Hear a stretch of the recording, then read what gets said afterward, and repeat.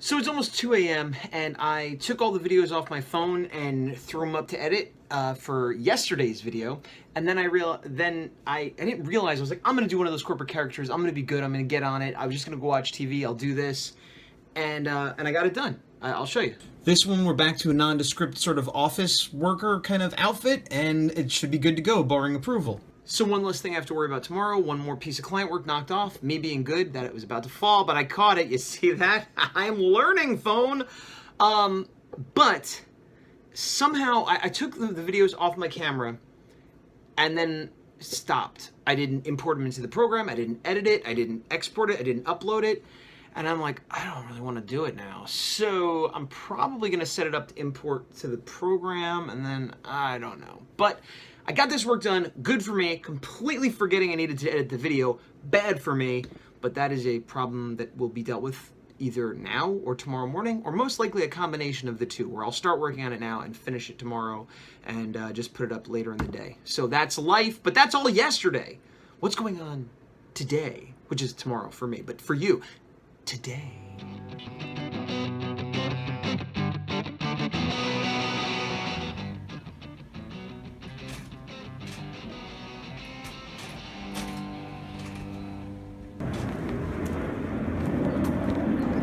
Day 86. Well, we've made it.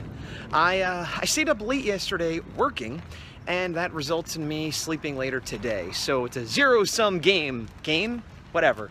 I didn't get ahead because I slept in more. So the time I spent last night that I would have spent today, I just then slept today. So I'm not behind, but it didn't get me ahead. You get it. Anyway, I am, it's like 3:30, 4 o'clock, it's later in the day. I haven't worked on the horror yet. I've done art. What I did was, all those corporate caricatures theoretically are done. There's one more that's probably coming down the line, but it hasn't come yet. But I had to do a couple of revisions and changes and things like that. So I did all those, sent all those, and then I've been just going through like my to-do list, like, you know, the normal housework stuff, like dishes and stuff, but then like, I'm having trouble getting my videos uploading to Patreon, and I was trying to fix that, and then I needed to transfer money from one account to another, and just like a whole bunch of little things like that that I've been trying to get on top of. And then things like emailing back potential clients and stuff. And all that being done, I'm gonna go out now. I have to do weird things. I have to go to the postal annex because somebody sent me a package, or I ordered a package.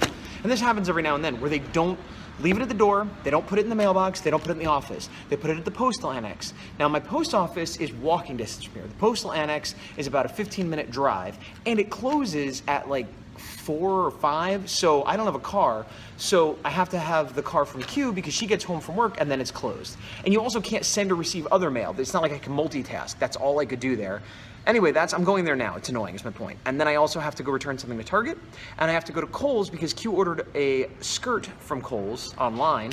Got it, here it is. And it has one of those security tags that we can't remove without destroying the item. So I have to bring it in to get that done. So weird little jobs like that is what I'm taking care of today. But obviously I will get to the horror, and later tonight I've got a toy adventure that I'll be going on. I say adventure, but it'll probably be a lot of standing around. What do I mean? Well, you'll find out.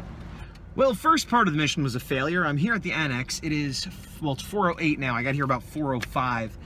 And apparently it closes at 4, not 4:30, which wouldn't have been a problem because I would have been here on time, except I made a wrong turn on the way and got caught in some kind of crazy traffic. It's not rush hour. I don't know what's going on, but I ended up being in traffic for like 15 minutes, which got me here late, which, yeah.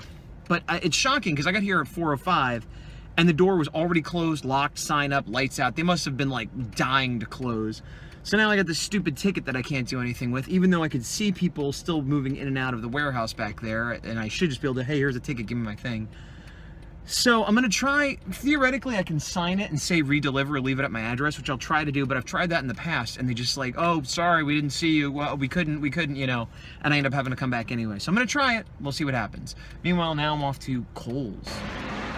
Well, the post office was a bust, but I managed to do my work at Kohl's, and since it was right next to the mall, I came in, checked out Toys R Us, nothing, but I did get, you can't see it, there it is, a veggie hot dog on a stick. Hot dog on a stick is a small chain around here that I love, and one of the reasons I love it is they have corn dogs with veggie dogs that they make fresh immediately. Like, they dip it in, and I have to wait for it to cook, so it's super awesome.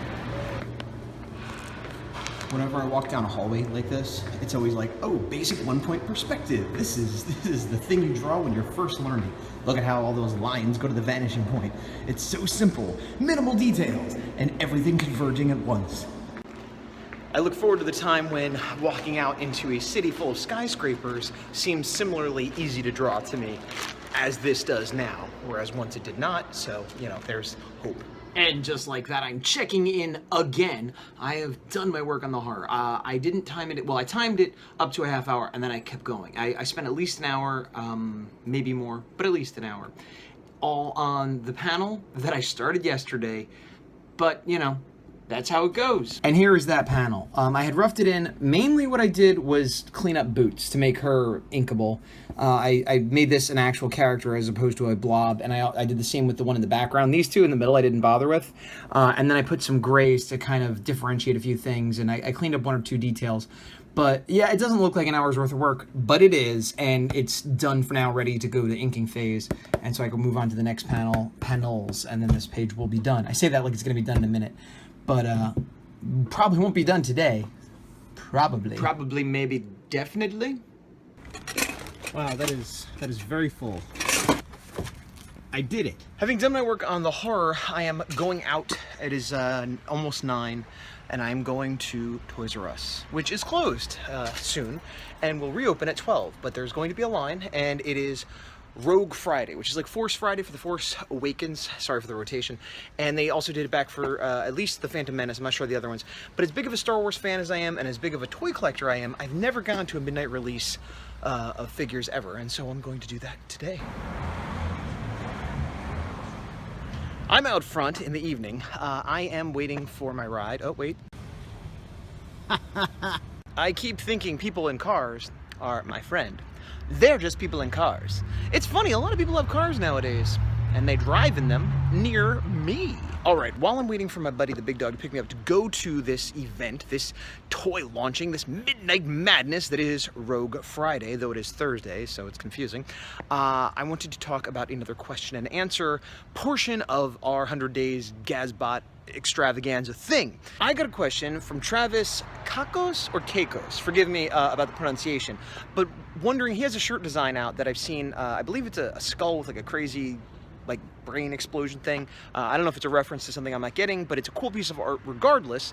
And he wants to market this t-shirt and sell this t-shirt, and was asking what I thought of it. And not the art, what I thought of the art, although it is nice art, but what I thought of ways to go about marketing it, etc. And I responded with, well, I don't really have a lot of experience with that, but I will mention it in my next episode here, thinking maybe we could crowdsource it and we could crowdfund it. I know that Kevin Cross and a few other people that occasionally watch this channel have done t-shirt design things. So anybody that has any advice, feel free to comment below, and he could either look there, or next episode I will try to aggregate some of the answers I get. Maybe I'll wait 2 episodes so I can get more feedback. Assuming I get no feedback from anybody though, here's what I would say. One of the things he had mentioned or suggested was doing an art raffle. Now, I've done 2 art raffles. Now, I'm not a big name, I don't have a huge following, and they both failed miserably. One I did, it was over a year ago, so I had even less of a following than I do now. It was for a Godzilla print, and it was just like, hey, like and share, you know, the usual stuff you see, and you could win a free print, I'll mail it to you, free shipping, whatever, just a free Godzilla print. Not one person entered. Not one person liked, shared, anything. And so I was like, well, that was terrible.